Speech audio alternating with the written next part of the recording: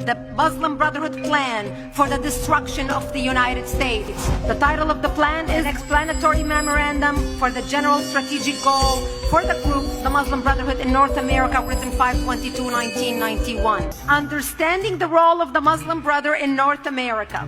The process of settlement is a civilization jihadist process with all the word means. The Ikhwan, which is the Arabic word for brothers, must understand that their work in America is a kind of grand jihad in eliminating and destroying the Western civilization from within and sabotaging its miserable house by their hands and the hands of the believers so that it is eliminated and Allah's religion is made victorious over all other religions. They don't mince words, do they? But the most important page of this document is the last page. They list 29 front Islamic organizations set up in the United States with the specific goal of sabotaging America from within and destroying America by our own hands. Number one on the list is ISNA, Islamic Society of North America. They are now advisors to President Obama about Middle East policy. So we not only have the fox watching the hen house, we have the fox inside the White House dictating policy in the ear of the president. So if we come back to the beginning, if you show this to a Muslim, he's going to tell you conspiracy theory. Right, but we have legit documents about it. Any true conspiracy, for me to find it worth weight, is the ones that are hiding in plain sight. It's the ones where they tell you, this is what we're here to do. Like World Economic Forum. It's like, hey, you won't own your house and you'll be happy. It's like, thank you for telling me, Satan, what you're about to do before you do it. No, thank you. These people are doing the same thing. They have a document. It's out there. They're working strategically in organizations. I am holding in my hand the Muslim Brotherhood.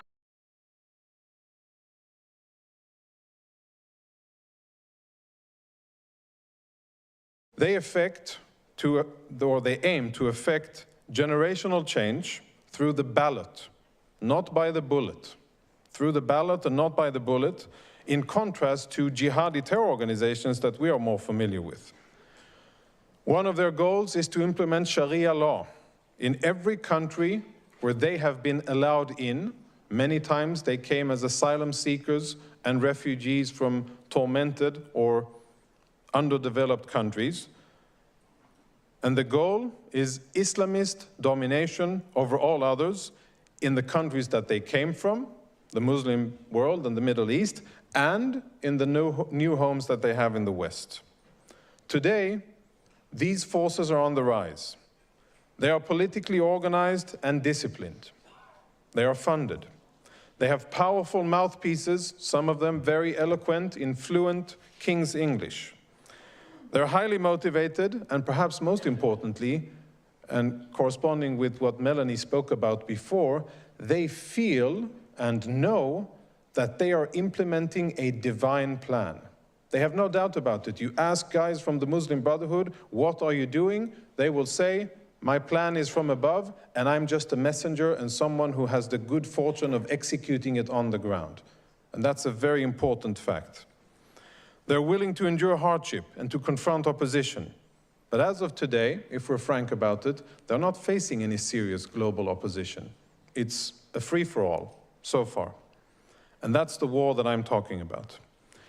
Islamists across the West are taking control of labor and student unions, of academic faculties, of various non-profit and so-called humanitarian organizations, civil society organizations all around the world.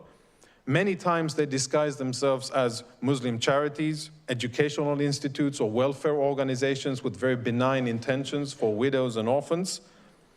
On campuses, US and European campuses, we have witnessed the most visible explosion of Islamist takeover since October 7, as some of the other speakers will testify about.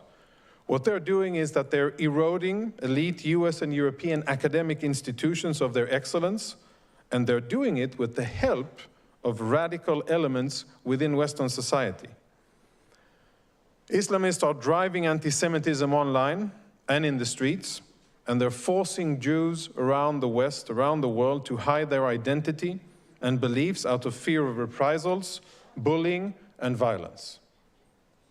They, the Islamists, have understood that unlike in business and in other merit-based organizations where you have to be excellent in order to be successful, they've understood that local, state, and federal offices can be won by persistent political operations.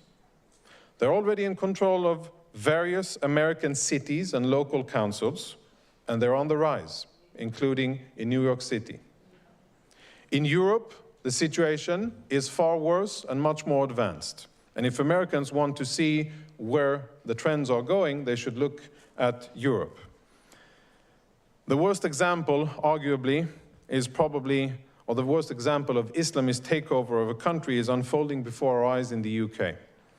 Dozens of local councils today, elected officials, are run by outspoken Islamists who pledge loyalty to the Ummah, the Islamic nation, not to Queen and country or King and country, not to the UK, not to the flag, but to the Islamic nation, and they say it in their languages. And coming back to the beginning, we only have to listen to what they say.